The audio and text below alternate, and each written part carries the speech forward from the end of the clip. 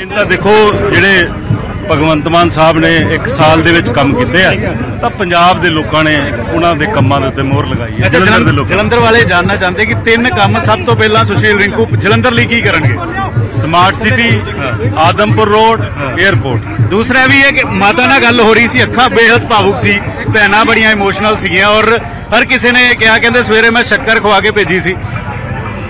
गल है कि मावां दा आशीर्वाद और भैणां दा प्यार है वो इंसान नूं अगे वधांदा, किते डोलण नहीं दिंदा, डिगण नहीं दिंदा। सो मेरे परिवार ने मैनूं हमेशा प्यार किया, मेरे हर दुख सुख दे विच मेरे नाल खड़े रहे आ, मैनूं अपने परिवार ते माण। अच्छा, गाना लगा है तेरे यार नूं दब्बण नूं फिरदे सी, दबदा कित्थे है? दब्बण नूं तुहानूं भी बहुत सारे फिरदे सी, उन्हां नूं की कहना चाहोगे? वो ये गाना सुन लैन बस। कुछ कहना चाहोगे विरोधियों नूं? कुछ कहना चाहोगे विरोधियों नूं? तो यह है कि सच की गल करनी चाहिए है, सही गल करनी चाहिए है कि क्योंकि अज रिजल्ट आने तो बाद विरोधियों के जिन्ने भी दावे सी सारे जिहड़े है फिक्के पै गए, खत्म। 99 तो बाद कांग्रेस की हार हुई है, 24 साल बाद 24-11 महीने बचे है, मैनूं लगदा कि बड़ी जिम्मेवारी तुहाडे ते पै गई है। कोई ऐसी गल नहीं, असी मेहनत करांगे, भगवंत मान साहब तो सीखांगे, सारे लोग इकट्ठे होकर मेहनत करके। अरविंद केजरीवाल ने भी तुहानूं बधाई भेजी है? हाँ जी, उन्होंने टैलीफोन पर गल हुई सी, उन्होंने बड़ा प्यार दिता, मैं भी उन्होंने बधाई दी, उन्होंने धन्नवाद किया। तो बड़ा अच्छा जिहड़ा अज माहौल है साडे वलंटियर दे विच बनिया, लोग सारे खुशी मना रहे हैं। मैं थोड़े से आंकड़े आप लोगों के सामने रखना चाहूँगा। पिछली बार 92 सीट्स जीत के हमने सरकार बनाई थी, आज से लगभग 1.25 साल पहले। वो एक वेव थी आम आदमी पार्टी की। उस वेव में भी जलंधर की लोकसभा सीट में 9 विधानसभाएं आती हैं, उन 9 में से हम केवल 4 जीत पाए थे, बाकी 5 कांग्रेस के पास चली गई थी। तो ये इतना जबरदस्त कांग्रेस का गढ़ माना जाता है कि 9 में से 4 ही हम जीत पाए। उस वेव के अंदर भी 5 सीट कांग्रेस जीत गई। आज उस 9 में से 7 सीटें आम आदमी पार्टी जीती है, केवल 2 जलंधर सेंट्रल और जलंधर नॉर्थ की सीटों पे हम थोड़ा पीछे हैं। पिछले साल असेंबली का जो चुनाव था विधानसभा का, उसमें हमें पूरे पंजाब में 42% वोट मिले थे, लेकिन जलंधर में हमें बहुत कम वोट मिले, हमें 28% वोट मिले। आज इसको हमने बढ़ा के हम लगभग 34% वोट पे हैं और जलंधर जीत रहे हैं। पिछले बार असेंबली चुनाव में 4 विधानसभाएं ऐसी थी, शाहकोट, आदमपुर, फिलौर और जलंधर नॉर्थ, जहां पे हम तीसरे नंबर पे थे। आज इन 4 में से 3 सीटें हम जीत गए हैं और 1 सीट पे हम सेकंड नंबर पे हैं। और 2019 के चुनाव में, लोकसभा चुनाव में, जलंधर सीट से, लोकसभा की सीट से हमें केवल 2.5% वोट मिले थे। आज हमें 34% वोट मिले हैं और हम जीते हैं। दूसरी पार्टियों ने, बीजेपी ने एक नेता के, अटवाल साहब के बेटे, चरणजीत सिंह अटवाल के बेटे को टिकट दिया था। कांग्रेस ने संतोष सिंह चौधरी के बेटे को टिकट, पत्नी को टिकट दिया था। दोनों को हरा के पंजाब की जनता ने परिवारवाद को हराया है और काम की राजनीति को वोट दिया है।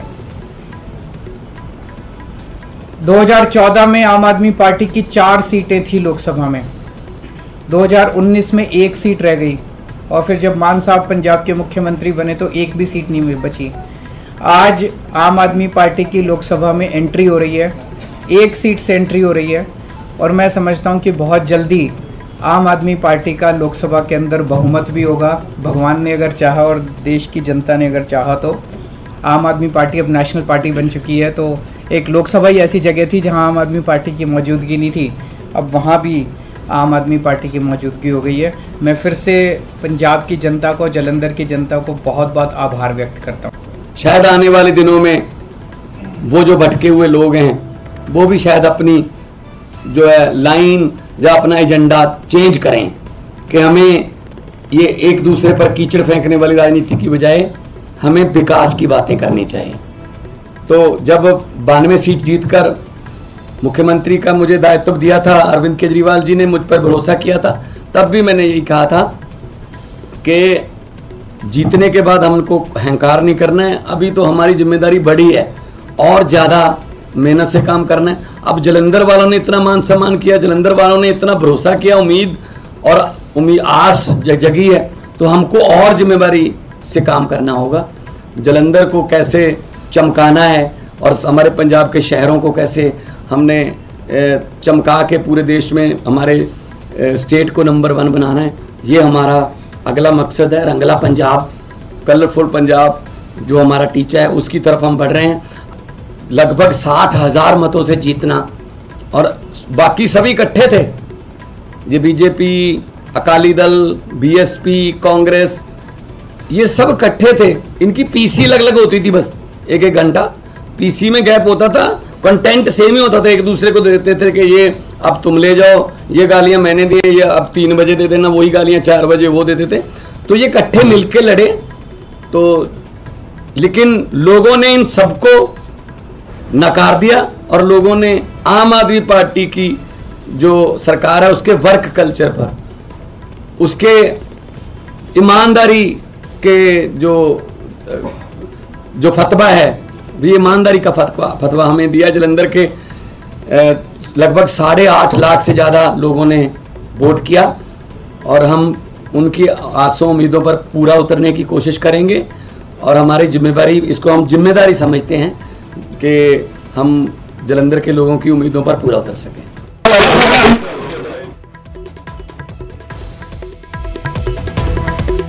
जित तो बाद दिल्ली ਦੇ ਵਿੱਚ ਅਰਵਿੰਦ ਕੇਜਰੀਵਾਲ ਤੇ ਮੁੱਖ ਮੰਤਰੀ ਭਗਵੰਤ ਮਾਨ ਦੇ ਵੱਲੋਂ ਪ੍ਰੈਸ ਕਾਨਫਰੰਸ ਕੀਤੀ ਗਈ। ਸ਼ਾਹਕੋਟ ਦੇ ਵਿੱਚ ਕੀ ਕੁਝ ਅੰਕੜੇ ਸਾਹਮਣੇ ਆਏ ਨੇ, ਇੱਕ ਇੱਕ ਕਰਕੇ ਅਸੀਂ ਤੁਹਾਡੇ ਸਾਹਮਣੇ ਲੈ ਕੇ ਆਵਾਂਗੇ ਪੂਰਾ ਅੰਕੜਾ। ਹੁਣ ਕੋਸ਼ਿਸ਼ ਕਰਾਂਗੇ ਕਿ ਪੂਰਾ ਡਿਟੇਲ ਤੁਹਾਡੇ ਤੱਕ ਪਹੁੰਚਾ ਸਕੀਏ। ਇੱਕ ਇੱਕ ਵਿਧਾਨ ਸਭਾ ਹਲਕੇ ਦਾ ਸ਼ਾਹਕੋਟ ਤੋਂ ਸ਼ੁਰੂਆਤ ਕਰ ਰਹੇ ਹਾਂ, ਅੱਗੇ Kartarpur, Jalandhar central, Jalandhar north, Jalandhar West, ਸਾਰੇ ਹਲਕਿਆਂ ਦਾ ਹਾਲ ਤੁਹਾਨੂੰ ਦੱਸਾਂਗੇ।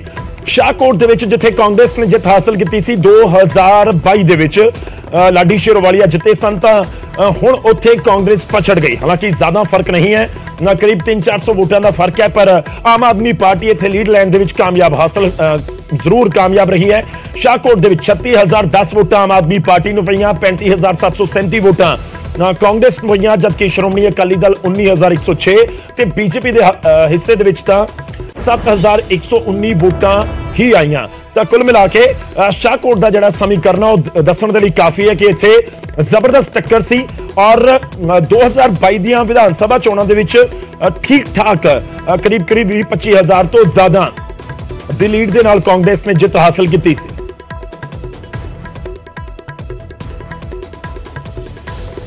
ਅਸੀਂ ਕੋਸ਼ਿਸ਼ ਕਰਾਂਗੇ ਕਿ ਇੱਕ ਸੀਟ ਦੇ ਉੱਤੇ ਗੱਲਬਾਤ ਕਰ ਸਕੀਏ। ਸਿੱਧਾ ਰੁਕ ਕਰਦੇ ਪੰਕਜ ਕਪਾਹੀ ਦਾ। ਪੰਕਜ, ਸ਼ਾਹਕੋਟ ਦੇ ਵਿੱਚ ਕਾਂਗਰਸ ਦੇ ਖਾਤੇ ਦੀ ਇਹ ਸੀਟ, ਪਰ ਸਮੀਕਰਨ ਇਸ ਵਾਰ ਬਦਲ ਗਏ ਔਰ ਬੇਸ਼ੱਕ 200-300 ਵੋਟਾਂ ਦਾ ਹੀ ਫਰਕ ਹੈ, ਪਰ ਆਮ ਆਦਮੀ ਪਾਰਟੀ ਲੀਡ ਲੈਣ ਦੇ ਵਿੱਚ ਕਾਮਯਾਬ ਰਹੀ ਹੈ।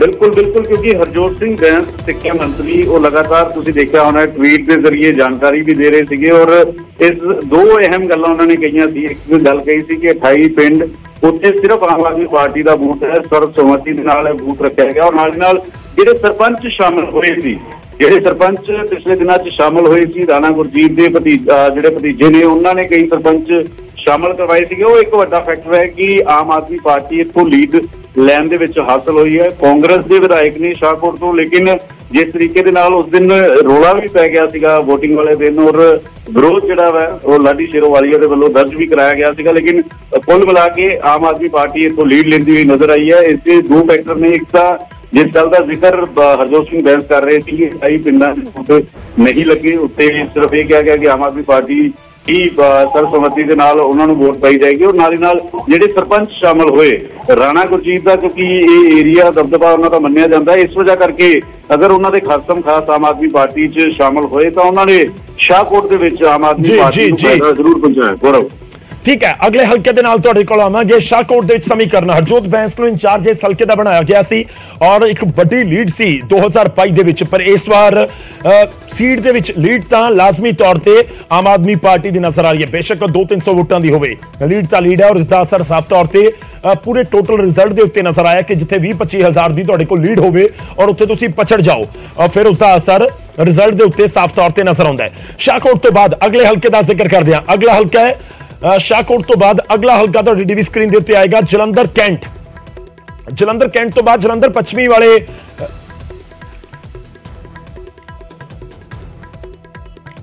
मैं जलंधर कैंट का रुख करांगा, पर उस तो पहला नकोदर का रुख करते हैं। नकोदर दे विच की स्थिति रही है?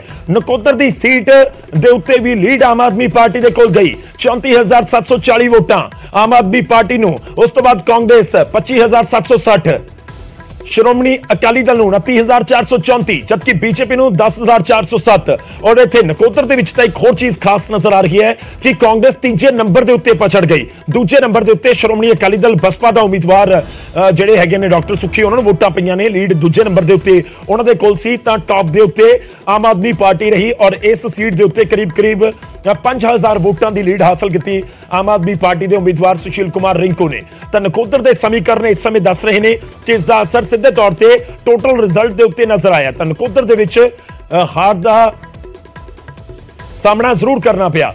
मैं अगलियां सीटां दा जिक्र करांगा। जलंधर पश्चिमी, जलंधर कैंट, करतारपुर वाली सीट दे उत्ते और इस दे नाल फिलौर सीट का भी असीं जिक्र करांगे। फिलौर दी सीट कांग्रेस दे खाते दी सीट सी और उस सीट दे उत्ते तां विक्रम चौधरी जिते हुए सन, पर उत्थे भी कांग्रेस आ रही है। कितनियां वोटां मिलियां ने थोड़ी देर दे विच, पर उस तो पहला अमरिंदर सिंह राजा वड़िंग पंजाब कांग्रेस के प्रधान ने, उन्होंने वालों की कुछ कहा गया है वो भी तुहानूं सुणवाने। उन्होंने ट्वीट किया है और ट्वीट दे विच लिखदे ने कि ਅਸੀਂ ਲੋਕਾਂ ਦੇ ਫਤਵੇ ਨੂੰ ਨਿਮਰਤਾ ਦੇ ਨਾਲ ਸਵੀਕਾਰ ਕਰਦੇ ਹਾਂ। ਮੈਂ ਪਾਰਟੀ ਵਰਕਰਾਂ, ਵਲੰਟੀਅਰਸ, ਸਮਰਥਕਾਂ ਅਤੇ ਸਮੁੱਚੀ ਕਾਂਗਰਸ ਲੀਡਰਸ਼ਿਪ ਦਾ ਧੰਨਵਾਦ ਕਰਦਾ ਹਾਂ। ਜ਼ਿਮਨੀ ਚੋਣ ਦੇ ਵਿੱਚ ਉਹਨਾਂ ਦੁਆਰਾ ਕੀਤੀ ਸਖਤ ਮਿਹਨਤ ਅਤੇ ਯਤਨਾਂ ਦੇ ਲਈ ਮੈਂ ਸੁਸ਼ੀਲ ਰਿੰਕੂ ਅਤੇ ਆਮ ਆਦਮੀ ਪਾਰਟੀ ਨੂੰ ਵੀ ਜਿੱਤ ਦੇ ਲਈ ਵਧਾਈ ਦਿੰਦਾ ਹਾਂ। ਤਾਂ ਆਪਣੇ ਵਰਕਰਾਂ ਦੀ ਹੌਸਲਾ ਅਫਜ਼ਾਈ ਕਰਦੇ ਹੋਏ ਨਜ਼ਰ ਆਏ ਨੇ ਰਾਜਾ ਵੜਿੰਗ, ਕਿਉਂਕਿ ਰਾਜਾ ਵੜਿੰਗ ਦੇ ਲਈ ਵੀ ਇੱਕ ਬਹੁਤ ਵੱਡੀ ਚੁਣੌਤੀ ਸੀ ਜਿਸ ਨੂੰ ਪਾਰ ਨਹੀਂ ਪਾ ਸਕੇ ਰਾਜਾ ਵੜਿੰਗ, ਕਿਉਂਕਿ ਪ੍ਰਧਾਨ ਦੇ ਤੌਰ ਦੇ ਉੱਤੇ ਜੋ ਤੁਸੀਂ ਪ੍ਰਧਾਨ ਹੁੰਦੇ ਹੋ ਤਾਂ ਫਿਰ ਜਿੱਤ ਦਾ ਸਿਹਰਾ ਵੀ ਮਿਲਦਾ ਹੈ, ਹਾਰ ਦਾ ਠੀਕਰਾ ਵੀ ਤੁਹਾਡੇ ਉੱਤੇ ਹੀ ਭੰਨਿਆ ਜਾਂਦਾ ਹੈ। ਤਾਂ ਫਿਰ ਰਾਜਾ ਵੜਿੰਗ ਦੇ ਉੱਤੇ ਲਾਜ਼ਮੀ ਤੌਰ ਤੇ ਇਸ ਸਮੇਂ ਤੁਸੀਂ ਕਹਿ ਸਕਦੇ ਹੋ ਕਿ ਰਾਜਾ ਵੜਿੰਗ ਨੂੰ ਸਵਾਲ ਹੋਣਗੇ ਕਿ ਕਿਵੇਂ ਤੁਸੀਂ ਇਸ ਸੀਟ ਨੂੰ ਹਾਰ ਗਏ, ਜੋ ਗੜ ਕਿਹਾ ਜਾਂਦਾ ਹੈ। ਰਾਜਾ ਵੜਿੰਗ ਨੇ ਟਵੀਟ ਕੀਤਾ, ਪ੍ਰਤਾਪ ਬਾਜਵਾ ਨੇ ਕੀ ਟਵੀਟ ਕੀਤਾ ਉਹ ਵੀ ਤੁਹਾਨੂੰ ਦਿਖਾਣੇ ਆ। ਪ੍ਰਤਾਪ ਬਾਜਵਾ ਨੇ ਟਵੀਟ ਕੀਤਾ ਤੇ ਲਿਖਿਆ ਕਿ ਅਸੀਂ ਜਲੰਧਰ ਦੇ ਲੋਕਾਂ ਦੇ ਫੈਸਲੇ ਨੂੰ ਨਿਮਰਤਾ ਦੇ ਨਾਲ ਸਵੀਕਾਰ ਕਰਦੇ ਹਾਂ। मैं पंजाब कांग्रेस के सारे आगुआं ते वर्करां दे एकजुट होकर चोण लड़न दे लई उन्हां दा धन्नवाद करदा हां। प्रताप बाजवा लग रहा है कि एकजुट होए यही सब तो वड्डी प्राप्ति इस समय इस इलैक्शन दे विच निकल के सामने आई है। उस तो बाद उन्होंने लिखा कि आम आदमी पार्टी ਅਤੇ ਸੁਸ਼ੀਲ ਰਿੰਕੂ ਨੂੰ ਜਿੱਤ ਦੀ ਵਧਾਈ। ਅਸੀਂ 2024 ਦੀਆਂ ਲੋਕ ਸਭਾ ਚੋਣਾਂ ਦੇ ਵਿੱਚ ਮਜ਼ਬੂਤੀ ਦੇ ਨਾਲ ਵਾਪਸੀ ਕਰਾਂਗੇ। ਤੇ ਜ਼ਰੂਰੀ ਹੁੰਦਾ ਕਿ ਜਿਹੜੇ ਤੁਹਾਡੇ ਵਰਕਰ ਨੇ, ਜਿਹੜੇ ਤੁਹਾਡੇ ਸਮਰਥਕ ਨੇ, ਜਿਹੜੇ ਤੁਹਾਡੇ ਨਾਲ ਉੱਠ ਕੇ ਕੈਂਪੇਨਿੰਗ ਕਰਦੇ ਨੇ, ਤਾਂ ਉਹਨਾਂ ਦੀ ਹੌਸਲਾ ਅਫਜ਼ਾਈ ਕੀਤੀ ਜਾਵੇ, ਇੱਕ ਨਵਾਂ ਟਾਰਗੇਟ ਜ਼ਰੂਰ ਸੈੱਟ ਕੀਤਾ ਜਾਵੇ। ਤਾਂ ਪ੍ਰਤਾਪ ਬਾਜਵਾ ਸੀਨੀਅਰ ਲੀਡਰ ਨੇ ਉਹੀ ਚੀਜ਼ਾਂ ਜਾਣਦੇ ਨੇ ਕਿ ਵਰਕਰਾਂ ਦਾ ਹੌਸਲਾ ਬਰਕਰਾਰ ਰਹਿਣਾ ਚਾਹੀਦਾ, ਇਸ ਕਰਕੇ ਜ਼ਰੂਰ ਇਸ ਤਰੀਕੇ ਦੀ ਟਿੱਪਣੀ ਹੋਵੇ। ਤਾਂ 2024 ਦੇ ਉੱਤੇ ਫੋਕਸ ਕੀਤਾ ਜਾਵੇ, ਮਜ਼ਬੂਤੀ ਦੇ ਨਾਲ ਵਾਪਸੀ ਕਰਾਂਗੇ, ਪ੍ਰਤਾਪ ਬਾਜਵਾ ਕਹਿੰਦੇ ਹੋਏ ਨਜ਼ਰ ਆਏ ਨੇ।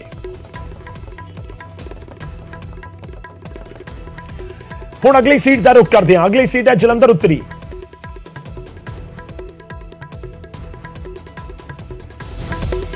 ਜਲੰਧਰ ਉੱਤਰੀ ਸੀਟ ਹੈ ਜਿੱਥੇ ਆਮ ਆਦਮੀ ਪਾਰਟੀ ਨੇ ਲੀਡ ਹਾਸਲ ਕੀਤੀ ਔਰ ਇੱਥੇ ਬੀਜੇਪੀ ਨੇ ਮਾਫੀ ਚਾਹੂੰਗਾ ਬੀਜੇਪੀ ਨੇ ਲੀਡ ਹਾਸਲ ਕੀਤੀ ਹੈ। ਬੀਜੇਪੀ ਨੂੰ ਸਭ ਤੋਂ ਵੱਧ ਵੋਟਾਂ ਪਈਆਂ ਜਲੰਧਰ ਉੱਤਰੀ ਦੇ ਵਿੱਚ। ਜਲੰਧਰ ਨਾਰਥ ਸੀਟ ਦੇ ਉੱਤੇ ਜਿਹੜੀਆਂ 2 ਸੀਟਾਂ ਬੀਜੇਪੀ ਦੇ ਖਾਤੇ ਗਈਆਂ ਲੀਡ ਦੇ ਤੌਰ ਦੇ ਉੱਤੇ, ਉਹ ਇੱਕ ਹੈ ਜਲੰਧਰ ਉੱਤਰੀ ਸੀਟ। ਜਲੰਧਰ ਨਾਰਥ ਇੱਥੇ ਬੀਜੇਪੀ ਦੇ ਖਾਤੇ ਦੇ ਵਿੱਚ ਨੇ 31,549 ਵੋਟਾਂ, ਜਦਕਿ ਆਮ ਆਦਮੀ ਪਾਰਟੀ ਨੂੰ ਮਿਲੀਆਂ 30,290 ਵੋਟਾਂ, ਕਾਂਗਰਸ ਨੂੰ 27,946। ਸ਼੍ਰੋਮਣੀ ਅਕਾਲੀ ਦਲ ਬਹੁਤ ਪਛੜ ਗਿਆ ਹੈ। ਪੂਰੀ ਨਿਰੋਲ ਕਿਹਾ ਜਾਂਦਾ ਕਿ ਸ਼ਹਿਰੀ ਸੀਟ ਹੈ ਔਰ ਅਕਾਲੀ ਦਲ ਤਾਂ ਬਹੁਤ ਪਛੜਿਆ ਹੋਇਆ ਨਜ਼ਰ ਆ ਰਿਹਾ। 6549 ਵੋਟਾਂ ਹੀ ਇਸ ਸੀਟ ਦੇ ਉੱਤੇ ਮਿਲੀਆਂ। ਤਾਂ ਪਹਿਲੇ ਨੰਬਰ ਦੇ ਉੱਤੇ ਜਲੰਧਰ ਉੱਤਰੀ ਚ ਬੀਜੇਪੀ 31,549 ਵੋਟਾਂ, ਦੂਜੇ ਨੰਬਰ ਦੇ ਉੱਤੇ ਆਮ ਆਦਮੀ ਪਾਰਟੀ 30,290 ਵੋਟਾਂ, ਕਾਂਗਰਸ ਤੀਜੇ ਨੰਬਰ ਦੇ ਉੱਤੇ 27,946 ਵੋਟਾਂ। ਜਲੰਧਰ ਉੱਤਰੀ ਦਾ ਇਹ ਸਮੀਕਰਨ ਹੈ।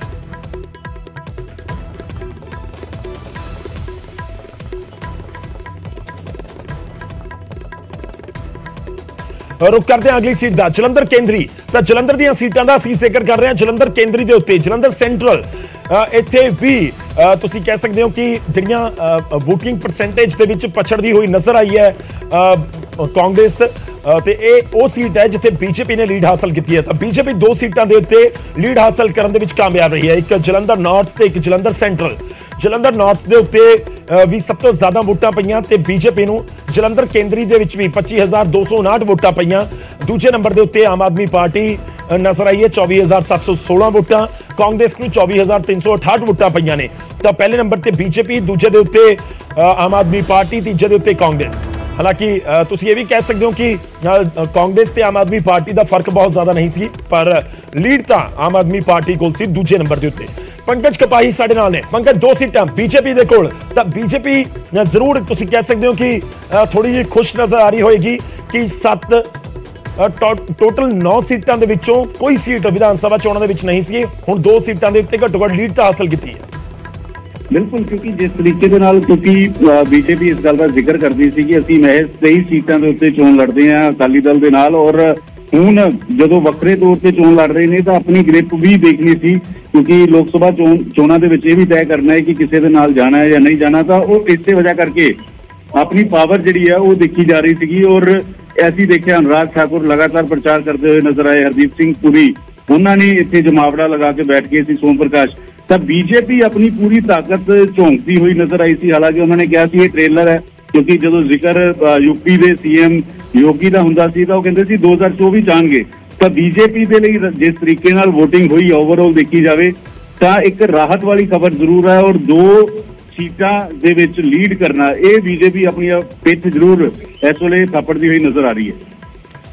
ਬਿਲਕੁਲ, ਤਾਂ ਬੀਜੇਪੀ ਦੇ ਲਈ ਇਹ ਪੋਜੀਸ਼ਨ ਜ਼ਰੂਰ ਤੁਸੀਂ ਕਹਿ ਸਕਦੇ ਹੋ ਕਿ ਥੋੜੀ ਜਿਹੀ ਰਿਲੀਫ ਵਾਲੀ ਹੈਗੀ ਹੈ ਕਿ ਬੀਜੇਪੀ ਦੇ ਸਾਹਮਣੇ ਚੁਣੌਤੀ ਸੀ ਕਿ ਗੱਠਜੋੜ ਤੋਂ ਬਾਹਰ ਆ ਕੇ ਉਹ ਚੋਣ ਲੜ ਰਹੇ ਨੇ। ਤਾਂ ਉਸ ਗੱਠਜੋੜ ਤੋਂ ਬਾਹਰ ਆ ਕੇ ਚੋਣ ਲੜਨ ਦੇ ਪੂਰੇ ਮੁੱਦੇ ਉੱਤੇ ਬੀਜੇਪੀ ਨੂੰ ਲੱਗ ਰਿਹਾ ਕਿ ਹਾਂ ਅਸੀਂ 2 ਸੀਟਾਂ ਦੇ ਉੱਤੇ ਤਾਂ ਜਿੱਤ ਹਾਸਲ ਜ਼ਰੂਰ ਕਰ ਲਈ। ਬੇਸ਼ੱਕ ਚੌਥੇ ਨੰਬਰ ਦੇ ਉੱਤੇ ਬੀਜੇਪੀ ਰਹਿ ਗਈ, ਜ਼ਮਾਨਤ ਜ਼ਬਤ ਹੋ ਗਈ ਬੀਜੇਪੀ ਦੀ।